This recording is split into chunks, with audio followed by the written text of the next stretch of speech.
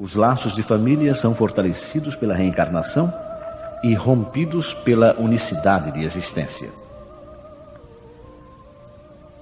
Os laços de família não são destruídos pela reencarnação, como pensam certas pessoas. Pelo contrário, são fortalecidos e reapertados. O princípio oposto é que os destrói. Os espíritos formam no espaço grupos ou famílias unidos pela afeição, pela simpatia e a semelhança de inclinações.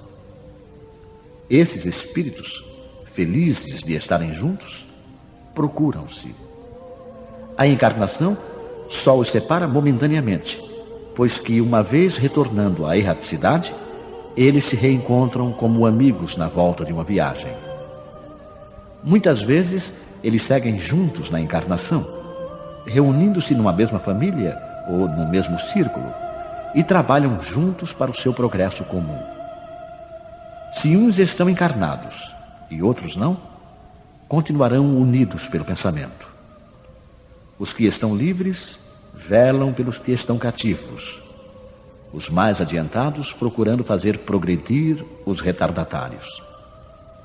Após cada existência, terão dado mais um passo na senda da perfeição.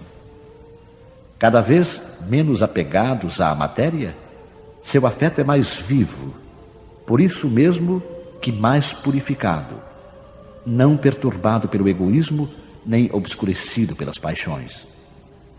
Assim, eles podem percorrer um número ilimitado de existências corporais, sem que nenhum acidente perturbe sua afeição comum.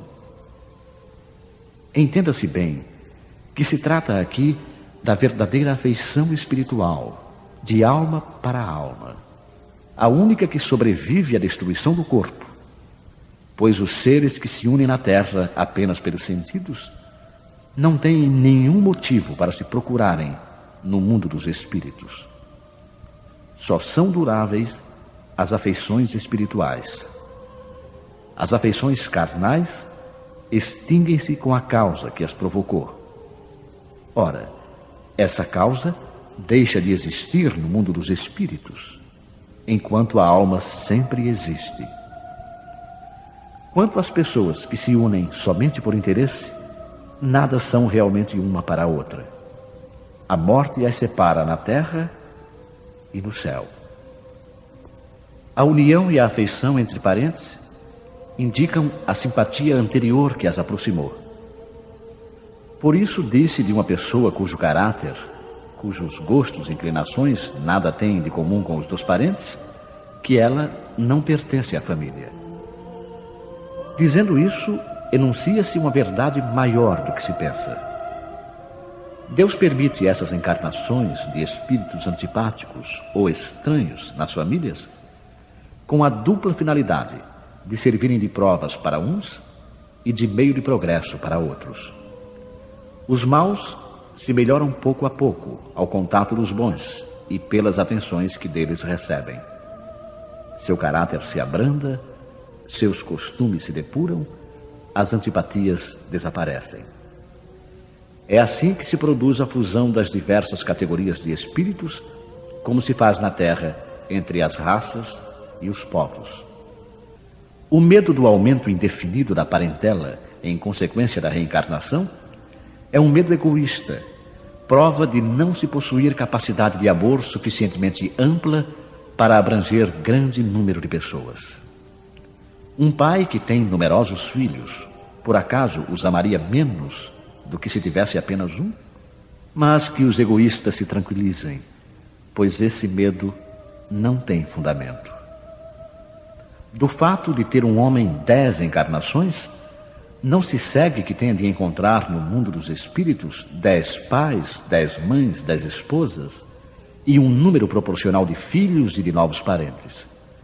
Ele sempre encontrará os mesmos que foram objetos de sua afeição, que lhe estiveram ligados na terra por diversas maneiras e talvez pelas mesmas maneiras.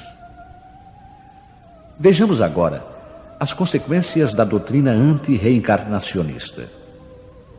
Essa doutrina exclui necessariamente a pré-existência da alma, e as almas sendo criadas ao mesmo tempo que os corpos, não existe entre elas nenhuma ligação anterior.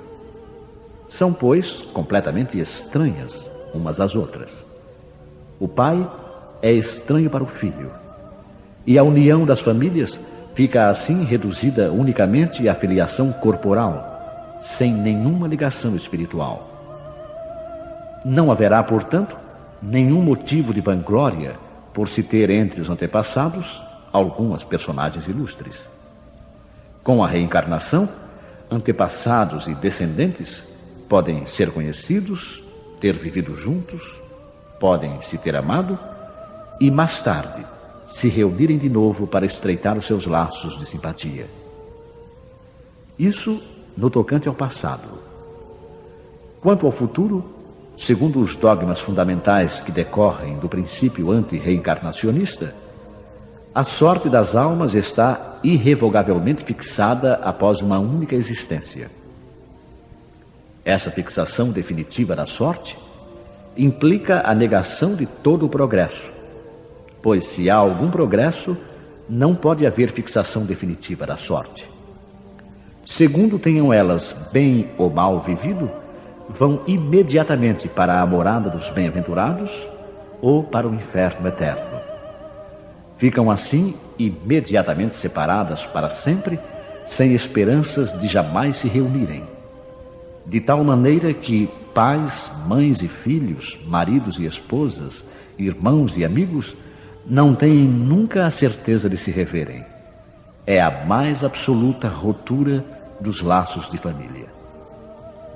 Com a reencarnação e o progresso que lhe é consequente, todos os que se amam se encontram na terra e no espaço e juntos gravitam para Deus. Se há os que fracassam no caminho, retardam o seu adiantamento e a sua felicidade. Mas nem por isso as esperanças estão perdidas. Ajudados, encorajados e amparados pelos que os amam, sairão um dia do atoleiro em que caíram. Com a reencarnação, enfim, há perpétua solidariedade entre os encarnados e os desencarnados, do que resulta o estreitamento dos laços de afeição.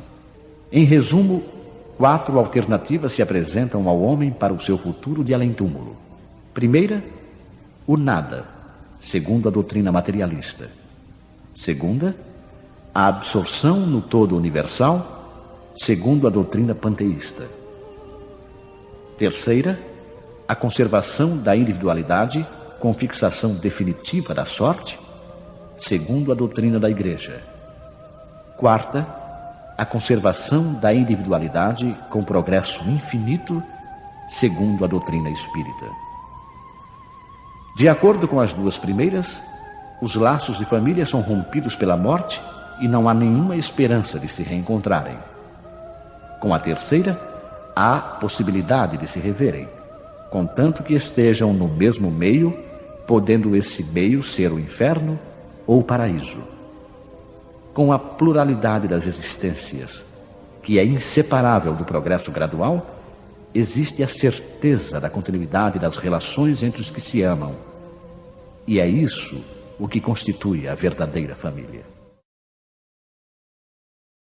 Os laços de família são fortalecidos.